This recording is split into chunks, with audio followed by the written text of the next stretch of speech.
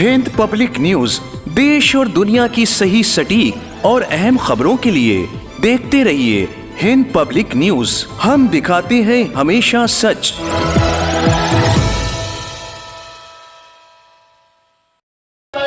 हज़रत इमाम हुसैन अलैहिस्सलाम के विलादत की मुनासिबत से लखनऊ में एक जलसा आम का इनेकाद हुआ, जिसमें उलमाए इकराम ने इमाम हुसैन अलैहिस्सलाम की विलादत को मुसलमानों के लिए यकजहती का पैगाम करार दिया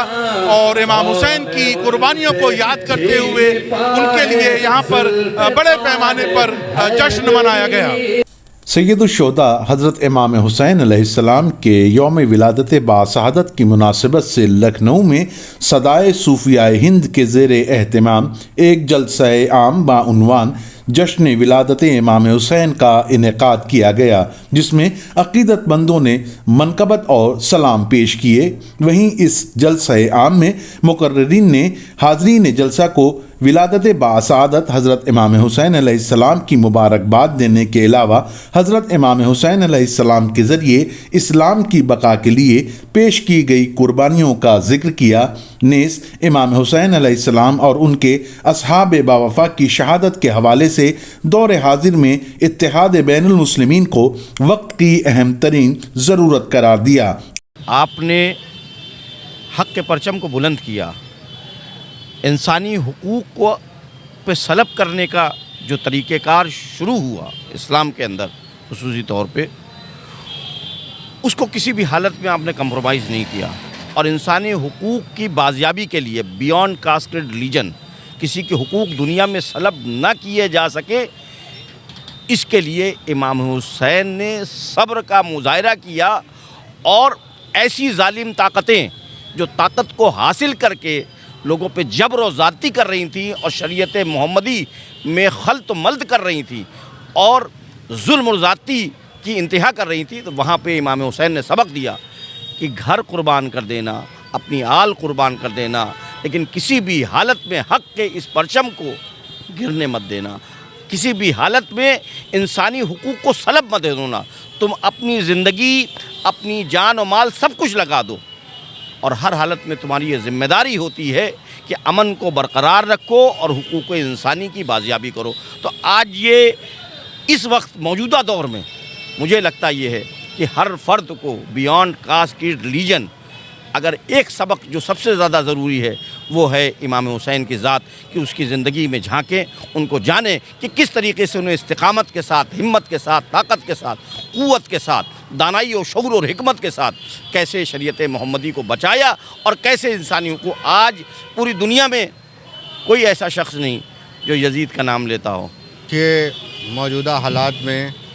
जैसा हम देख रहे हैं पूरी दुनिया में, ख़ास तौर से फ़िलिस्तीन के मैटर को, अभी गाज़ा के हालात को और इन तमाम चीज़ों के बाद जो नताइज सामने आए हैं, और इन सब को